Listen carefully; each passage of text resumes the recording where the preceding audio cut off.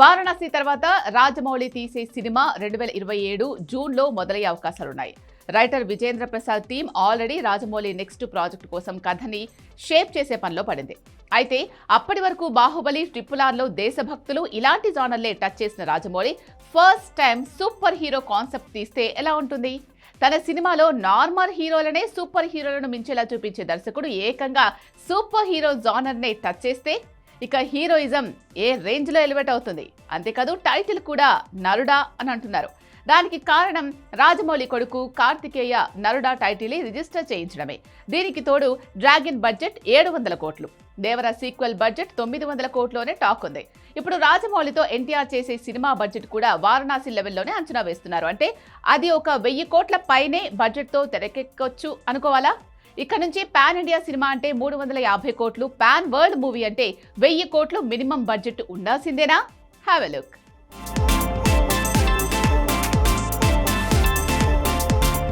Super star Mahesh బాబుని రుద్రుడిగా, రాముడిగా, శివుడిగా చూపించబోతున్న రాజమౌళి వారణాసి తర్వాత ఎన్టీఆర్ని సూపర్ హీరోగా చూపించబోతున్నాడా? ఇంతవరకు రాజమౌళి టచ్ చేయని జోనర్ అంటే సూపర్ హీరో జోనరే.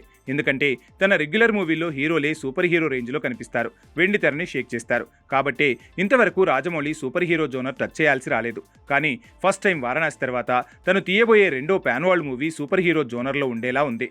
లార్డ్ హనుమంతుడి పాత్రే అలా చూపిస్తాడో, లేదంటే రామాయణ మహాభారతాల్లోని కొన్ని పాత్రల కలయికతో హీరో పాత్రని రెడీ చేస్తున్నాడో కానీ మైథాలజీకి సూపర్ హీరో జోనర్ని కలిపే ప్రయత్నం గట్టిగానే జరుగుతున్నట్టుంది.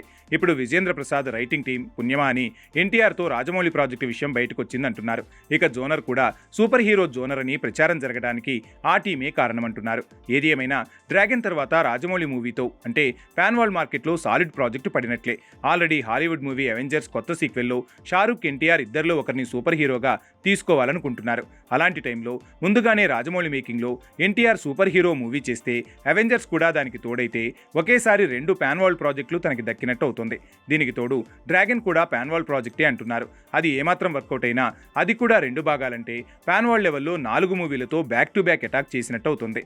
ఆల్రెడీ డ్రాగన్ బడ్జెట్ 2 భాగాలకు కలిపి 700 కోట్ల నుంచి 1000 కోట్లు అంటున్నారు. దేవర సీక్వెల్కి 500 కోట్ల నుంచి 900 కోట్ల బడ్జెట్ అని తెలుస్తోంది. ఇక వారణాసి తర్వాత రాజమౌళి తీసే ఎన్టీఆర్ మూవీకి మినిమం 1000 కోట్ల పైనే బడ్జెట్ ఉంటుంది. సో ఇక నుంచి ఎన్టీఆర్ సినిమా అంటే 1000 కోట్ల బడ్జెట్ కామన్ అని అనుకునే పరిస్థితి వచ్చేలా ఉంది. రాజమౌళి కొడుకు కార్తికేయ ఆల్రెడీ నరుడా టైటిల్ని రిజిస్టర్ చేయడంతో ఇదే ఎన్టీఆర్ మూవీ టైటిల్ అన్న చర్చ మొదలైంది. ఇక తనకి అడిగినన్ని కాల్ షీట్లు ఇచ్చి ఎలాంటి రిస్క్ అయినా చేసేందుకు సిద్ధపడే హీరోతోనే రాజమౌళి ఎక్కువగా మూవీలు చేస్తాడు. సో అలాంటి రిస్కీ జోనర్లో రాజమౌళి నెక్స్ట్ మూవీ ఉండబోతోంది కాబట్టి ఎన్టీఆర్తో తనకున్న బాండ్ వల్లే వారణాసి తర్వాత వెంటనే ఎన్టీఆర్తో మూవీ తీయబోతున్నాడంటున్నారు. ఇది 3 భాగాలుగా ఉండొచ్చనే డిస్కషన్ కూడా జరుగుతుంది. అలా ఏళ్లకేళ్లు డేట్లిచ్చి ఏం చెప్పినా చేసేంత చనువు, నమ్మకం ఎన్టీఆర్ మీద ఉండటం వల్లే ఇలా రాజమౌళి తన కంఫర్ట్ తాను చూసుకుంటున్నాడని అంటున్నారు. కారణం ఏదైనా ఇది మాత్రం మ్యాన్ ఆఫ్ మాసెస్ ఫ్యాన్స్కి very big news, very good news.